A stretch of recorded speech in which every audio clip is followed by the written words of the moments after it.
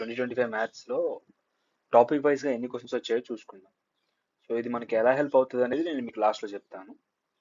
But ఇప్పుడు అంటే ఏ టాపిక్కి ఎన్ని క్వశ్చన్స్ ఇచ్చారు అనేది అప్రాక్సిమేట్ డేటాని నేను కలెక్ట్ చేశాను. సో ఆ డేటా మీకు ఇప్పుడు చూపిస్తాను. మీరు ఇక్కడ చూసుకుంటే పర్సంటేజ్ నుంచి మీకు 51 క్వశ్చన్స్ వచ్చాయి, ప్రాఫిట్ అండ్ లాస్ నుంచి 31, డిస్కౌంట్స్ నుంచి 58, ప్రపోర్షన్ నుంచి 2 క్వశ్చన్స్ వచ్చాయి, రేషియో నుంచి 49 క్వశ్చన్స్ వచ్చాయి. సో పార్ట్నర్షిప్ నుంచి 47, ఎస్ఐసిఐ నుంచి మొత్తం కలిపి 66 వచ్చాయి, ఇన్స్టాల్మెంట్ ఒకటే క్వశ్చన్ వచ్చింది, యావరేజ్ 51, మిక్చర్ అండ్ అలిగేషన్స్ 41 వచ్చాయి, time and work 43, pipe and 16, 7, time speed and distance 36 questions వచ్చాయి, ట్రైన్ సంబంధించిన క్వశ్చన్స్ వచ్చి 6 వచ్చాయి, బోట్ అండ్ స్ట్రీమ్ క్వశ్చన్స్ ఈసారి నాకు కనిపించలేదు, మరి మేబీ ఒకవేళ క్వశ్చన్స్ వచ్చి ఉంటే నాకు చెప్పండి, నేను యాడ్ చేస్తాను.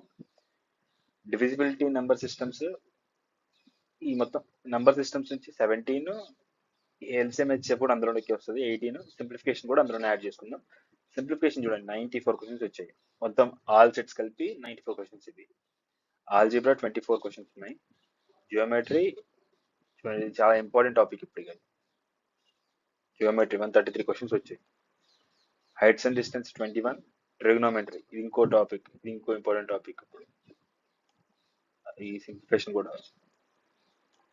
అలానే మెన్సురేషన్ నుంచి 120 ప్లస్ 102 క్వశ్చన్స్, టోటల్ ఇవి 222 క్వశ్చన్స్ వచ్చాయి. అంటే ఇవి ఎంత ఇంపార్టెంట్ అంటే ఇన్ ఒక సెట్లో ఎన్ని క్వశ్చన్స్ వస్తున్నాయి వీటి నుంచి మీరు ఇక్కడ నుంచి అనలైజ్ చేసుకోవచ్చు. Coordinate geometry 34, AP and GP నుంచి 2, DI data interpretation 9, miscellaneous 8 questions వచ్చాయి. సో మీరు ఇక్కడ చూసుకుంటే మీకు ఏవేవి ఇంపార్టెంట్ టాపిక్స్ మనం ఫస్ట్ వేటి మీద కాన్సన్ట్రేట్ చేయాలనేది మీకు ఇక్కడ ఒక క్లియర్ ఐడియా ఉంది కదా. సో ఏ టాపిక్స్ నుంచి ఎక్కువ క్వశ్చన్స్ వస్తున్నాయి అనేది. సో ఇప్పుడు అసలు ఈ టాపిక్ అంటే దీనివల్ల మనకి యూజ్ ఏంటిదంటే, నెక్స్ట్ మనకి దగ్గరలోనే సిహెచ్ఎస్ఎల్ ఉంది, సిహెచ్ఎస్ఎల్ అలానే ఎస్ఎస్సి జేఈ ఉంది.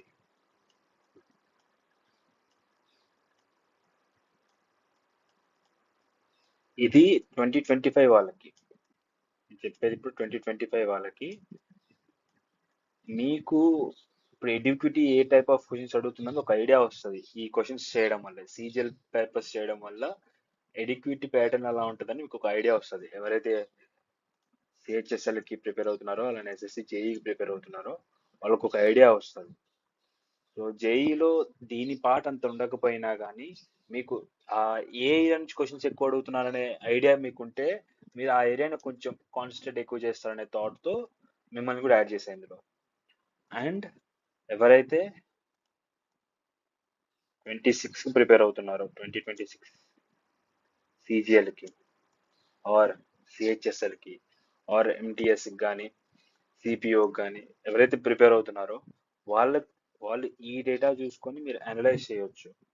సో ఏ ఏరియా నుంచి మనకి ఎక్కువ క్వశ్చన్స్ వస్తున్నాయి, ఏ ఏరియా నుంచి మనం ఎక్కువ ఫోకస్ చేయొచ్చు అనేది మీరు ఇక్కడ నుంచి అనలైజ్ చేయొచ్చు. అంటే మీ ప్రిపరేషన్ ఆ టాపిక్కి ఆ లెవెల్లో ఉందా లేదా అని మిమ్మల్ని మీరు ఒకసారి క్వశ్చన్ చేసుకొని మీరు ముందుకెళ్ళడానికి ట్రై చేయండి ఆ టాపిక్స్లో.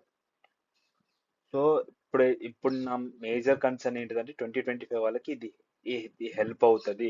ఎవరైతే సిహెచ్ఎస్ఎల్ రాస్తున్నారో అలానే ఎస్ఎస్సి జేఈ రాస్తున్నారో వాళ్ళకి ఈ స్లైడ్, ఈ నా ప్రీవియస్ స్లైడ్ ఏదైతే ఉందో అది మీకు హెల్ప్ అవుతుంది అనే థాట్తో మీకు అది పంపించాను.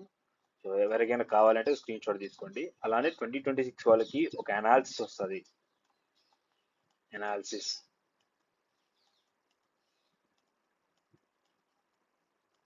అనాలిసిస్ వస్తుందన్న థాట్తోనే ఈ డేటా షేర్ చేయడం జరిగింది. ఇది మ్యాథ్స్కి మాత్రమే కాదు, జిఎస్కి కూడా ఉంది. నెక్స్ట్ వీడియోలో జిఎస్ కూడా చెప్తాను. Thank you. ఛానల్ని సబ్స్క్రైబ్ చేసుకోండి.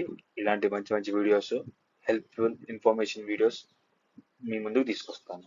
Thank you.